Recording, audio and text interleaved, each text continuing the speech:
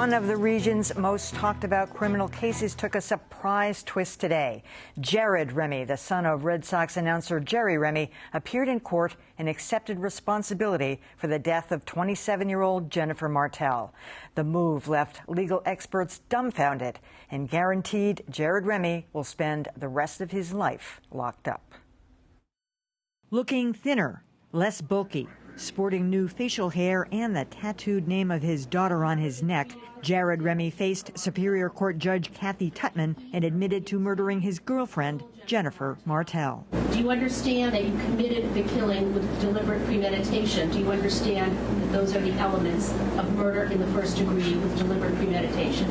Yes, I do. For almost 20 minutes, Judge Tutman peppered Remy with legal language, asking if he understood the rights he was forfeiting in pleading guilty. Are you still willing to plead guilty to these indictments? Remy's unusual plea means an automatic sentence of life in prison with no chance of parole.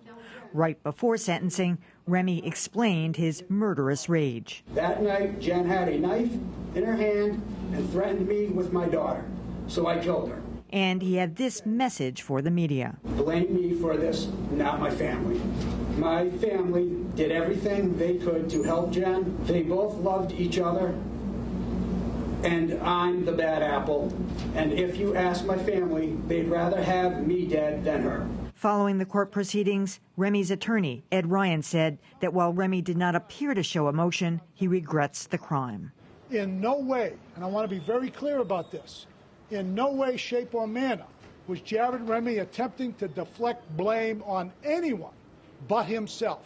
And Ryan went on to lambaste the media for dragging Remy's parents, baseball announcer Jerry Remy, and his wife into the saga. I've been prosecuting and defending cases for the past 37 years. And quite frankly, the assault on the Remys as parents shocked me. Jerry Remy and his wife Phoebe were not in court today. Jared Remy's attorney told reporters they stayed away at their son's request. So how rare is it for a first-degree murder suspect to plead guilty? I'm joined now by attorney Jeffrey Denner, who's defended clients charged with first-degree murder, including the man who went by Clark Rockefeller. He's now representing Edwin Alamany, who's accused of murdering Amy Lord. Welcome, Jeffrey. Thank you, Emily.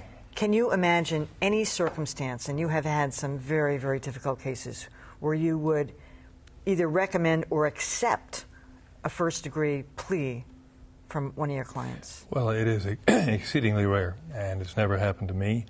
Ed Ryan is a terrific lawyer. Ed Ryan knows the terrain. There's a backstory here somewhere. It's going to come out. To all appearances, Jared Remy had some defenses here, at least to first-degree murder. He was steroided out. He had some underlying psychopathology. There were issues here. Today we heard him say that the deceased had a knife on her, and on some level he was taking a protective type of posture, which seems a little contradicted and paradoxical given who he is and what he's pleaded to. But putting that aside, there has to be an incredible reason to plead guilty to first-degree murder. This is total speculation, but we saw that it came out recently that there had been arrangements made for custody of the child, and everybody gets to see her, including Jared Remy's parents, Jerry and Phoebe. Could that have all been part of the plea deal? He takes the first-degree murder plea, pleads out, pleads guilty, takes him out of the spotlight, so Jerry Remy isn't in the spotlight while he's calling the baseball games. The daughter gets visitation rights with everybody. Could it have been all one deal? Well, certainly, I guess it could have been, although I can't imagine that the DA's office is engaging in any kind of plea deals that involve civil cases. And I can't imagine that if he had a legitimate defense, that would have brought him down to a point where he could have been convicted of something that he could have been paroled from, because he clearly had no defense to the whole matter, that wasn't pursued. And if it wasn't, Ed Ryan is a guy who knows what's going on. He's a very experienced guy. He's a very good lawyer. There's a backstory here somewhere. I'm sure there is. All right, I want to bring Marjorie Egan into the discussion. She's co-host of WGBH's Boston Public Radio and a columnist for the Boston Herald. So, Marjorie, you've written a couple of columns about this case, and I think you're going to write on it again tomorrow. And it is my guess that attorney Ed Ryan was speaking directly about you today when he said that he was shocked that people have put some of the blame for this incident on the parents. Well, obviously, Jared Remy killed Jennifer Martell, but there's a long history here, and it began when Jared Remy was a teenager. And this young woman was the 5th girlfriend he'd beaten, in this case, killed her. This had been going on since he was a young man. So, and the Remys were able to hire a terrific attorney who did his job very well and managed to get Jared Remy off. He did very few. I think he did 80-some days in jail for 19 arrests.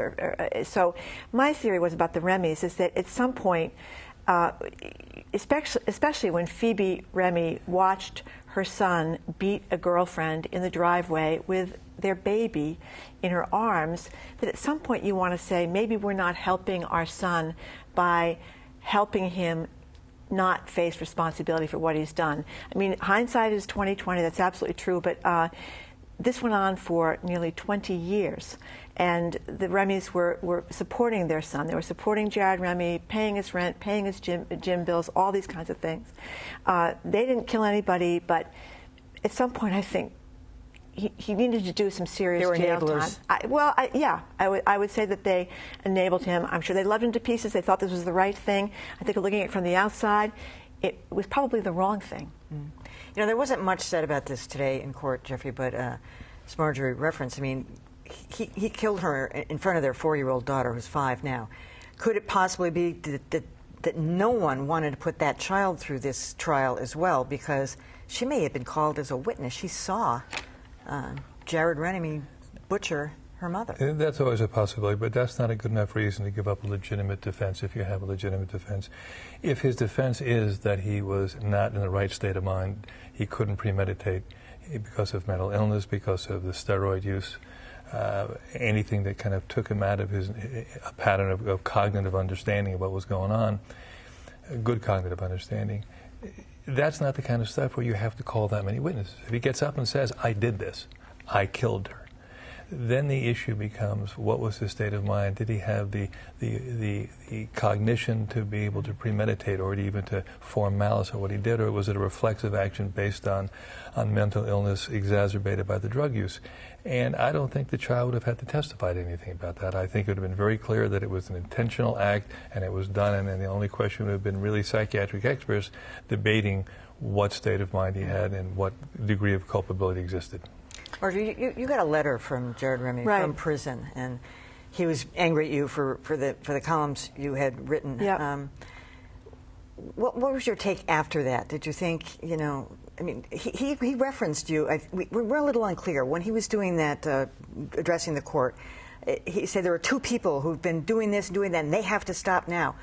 I thought he meant maybe you and another reporter. He could have meant Jennifer Martell's parents, but did you hear that part of it? I did hear that part of the testimony. I didn't think he was talking about me. I thought he was talking about, I don't know who he was talking about. It didn't occur to me he was talking about me. But it's clear that Jared Remy, in the letter he wrote to me and what he said in court today, his big theme is, my parents had nothing to do with this. My parents had nothing to do with this. My parents had nothing to do with this. So part of me thinks that he certainly, and correct me if I'm wrong, Jeffrey Denner, but the district attorney's office is not going to agree to a plea to second-degree murder with all the evidence they had. So his choice was either to plead guilty to first-degree murder or to go to trial. And part of me, and I'm just speculating, is that he wanted to spare his mother and father, and this helps Jerry Remy in the sense that I can't imagine Jerry Remy in the broadcast booth when you're hearing these horrible details of this crime. One of the most poignant moments I thought in court today was when the brother of Jennifer Martell, who's raising Ariana, the little girl, said that his 7-year-old daughter is now having nightmares because of what Ariana has told this child about what Ariana saw. And she saw her mother murdered. So maybe Jared Remy was trying to spare his father his father's job. Yep. All right, Marjorie Egan, Jeffrey Denner, thanks for coming. Thank you.